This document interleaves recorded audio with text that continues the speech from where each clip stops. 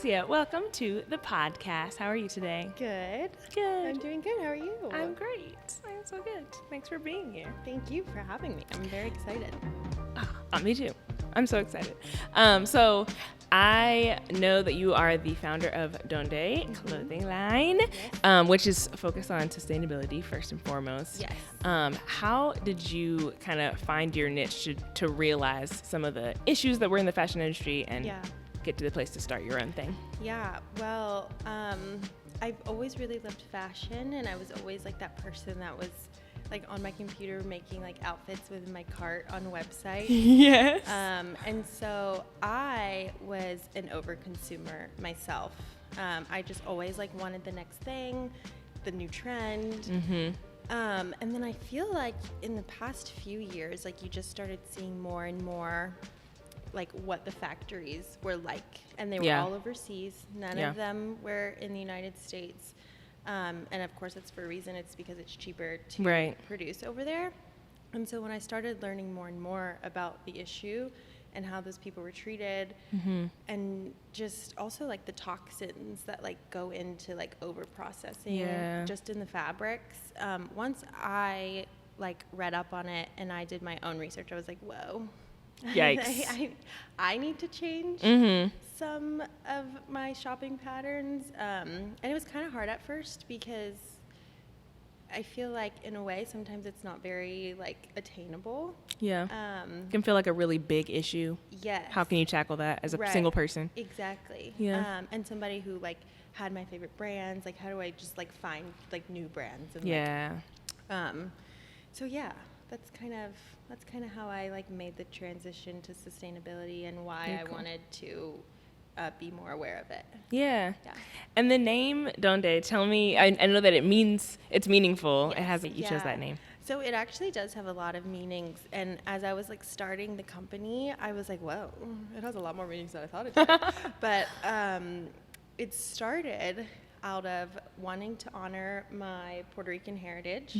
I wanted to do something that was a little different. Obviously, there's a lot of companies out there. Like I wanted a name that stood out, and Donde felt like it because it's not only like the meaning of where, like geographically, literally, but also like has another side of like literally wearing clothing on your body. And so that's why I wanted to choose the word.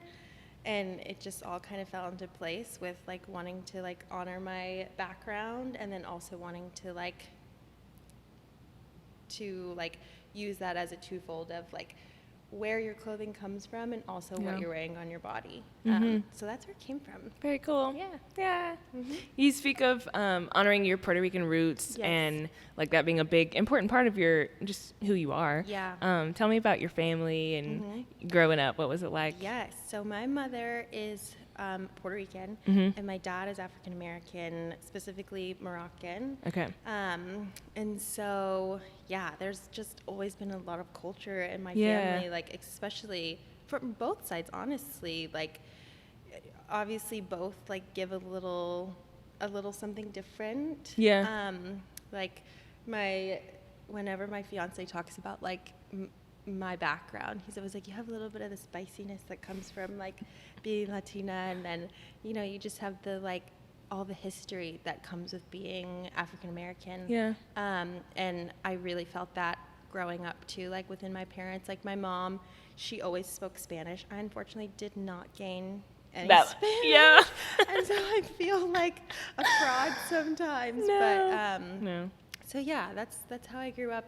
They were like always, I feel like I was always aware that I was different than the people I was around. I was always aware of that. And it wasn't a bad thing to me growing up, but I just feel like my parents were not like trying to be something that they weren't. If that makes any sense at all.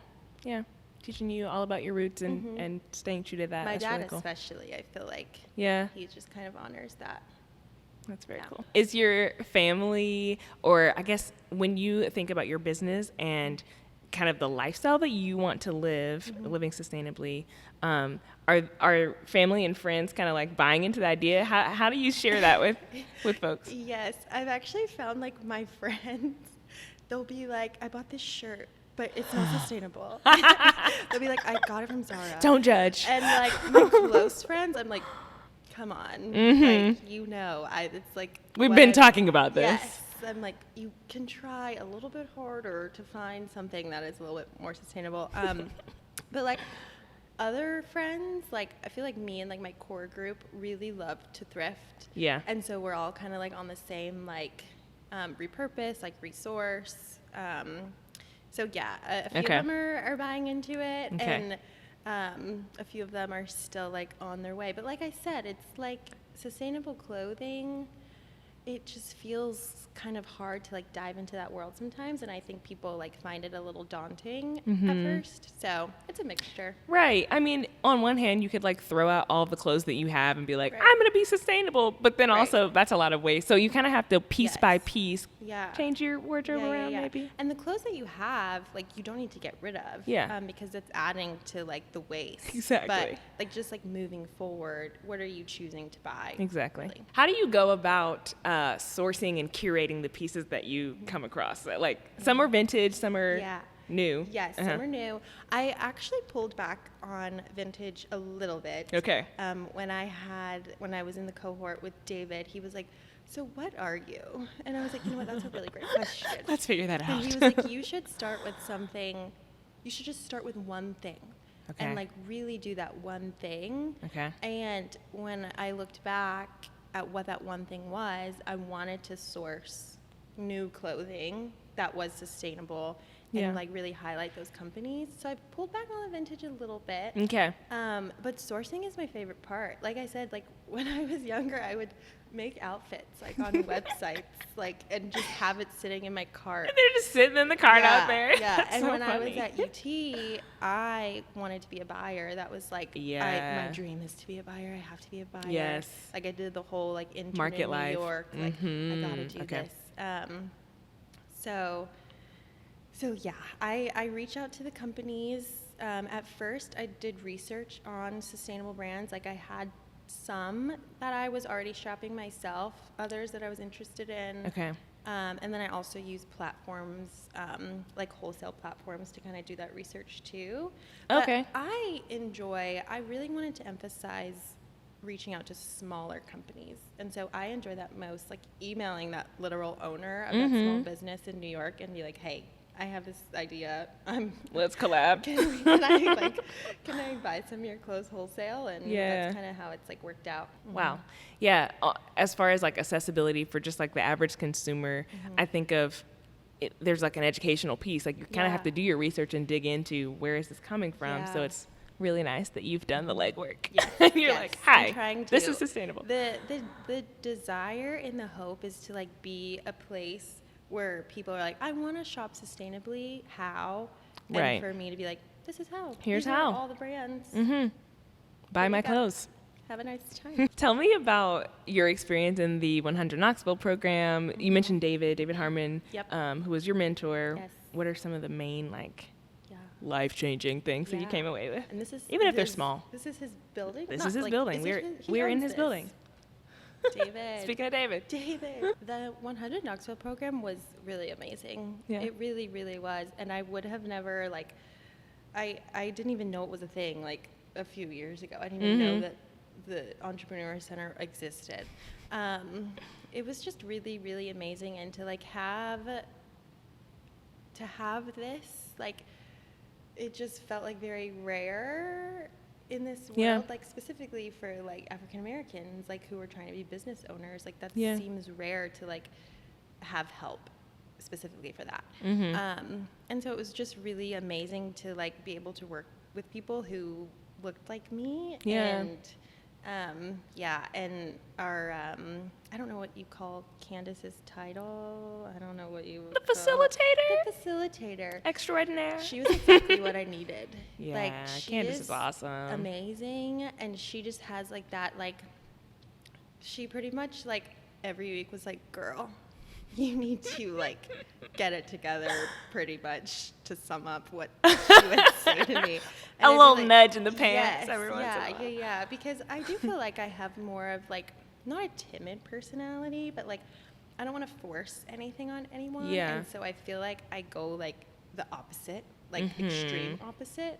And she was like, no, like if you want to have a business and you want to make money and you want to be profitable, like you have to put yourself out there. Be proud of it. Yeah. And be proud of it and like speak up.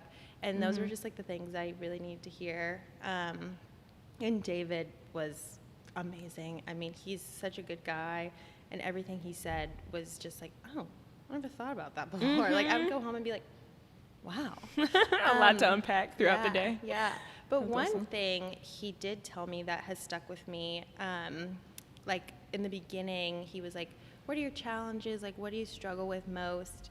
And I was like, I just feel like I have to be the brand. Like, I have to like embody like what Donde is.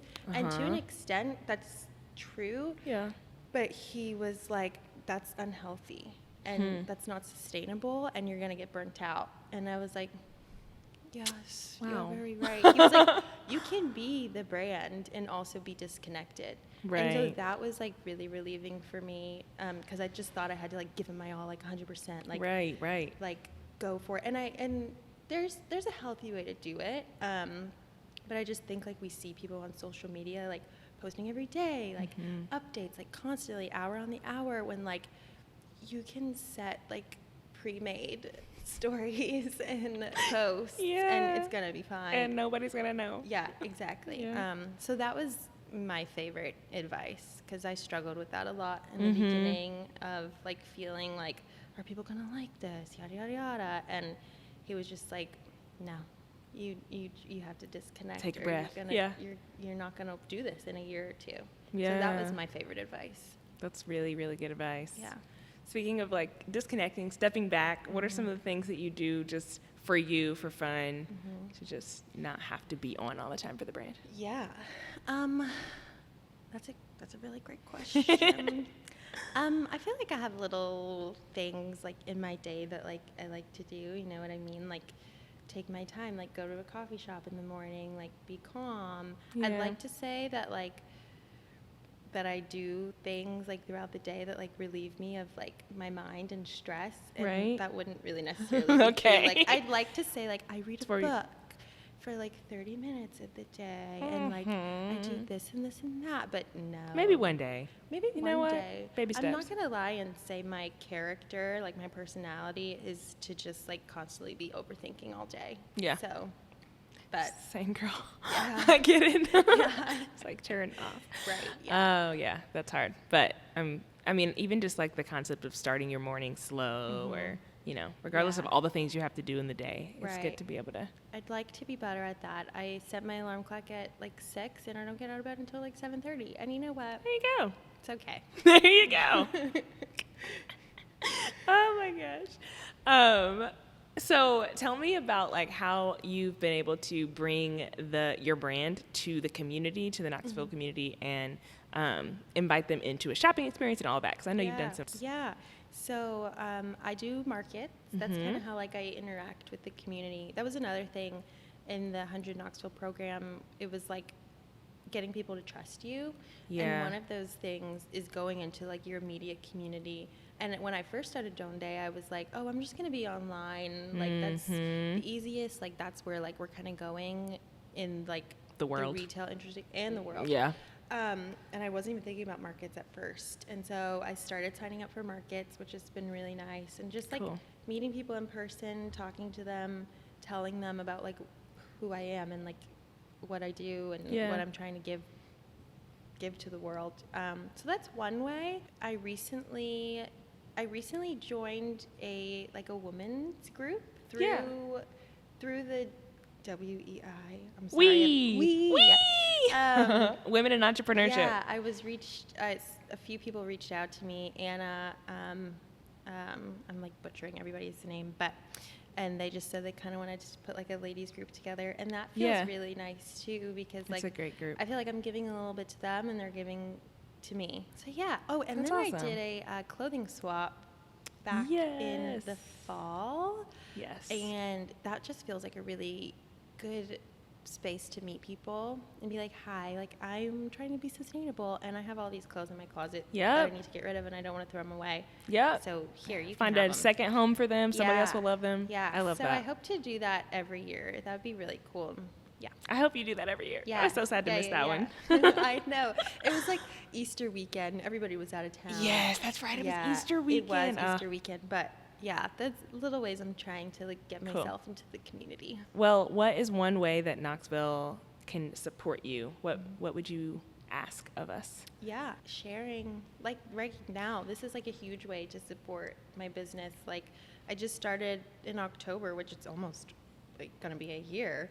But just like I know. Oh my gosh. Sometimes I forget I'm an entrepreneur and like I started a business. Like it doesn't feel like I should call myself that. Like you have a whole like work birthday coming up. Yeah, I do. I should throw a party. You should throw a party. I love a party. You should throw a swap. Ooh, that's a great idea. Do a swap. Okay. There might be a swap. So yeah, but I'm blanking on what we were just talking about because I'm just so anything excited else that about you need. the birthday swap. Really just like spreading the word, like just sharing with people like, oh, like I heard, like I know about this business, like, and this is their values and like what they're putting out there. Just like, telling people. And will do. Yeah, word of mouth is really huge. It's huge, Word of mouth especially in a is community like Knoxville. Yeah, and like even me, like if I go to the farmers market, like I bring something home and my friend's like, where'd you get that? I'm like, you need to follow, like, post, Exactly. share. Like these people are incredible. Like, yeah. Oh yeah, that's the way to do it around here. Yes. Building on community. Yes, I love it. Exactly. Well, thank you so much for coming and sharing some of your story with me. It was fun. Thank you for having me. You're welcome.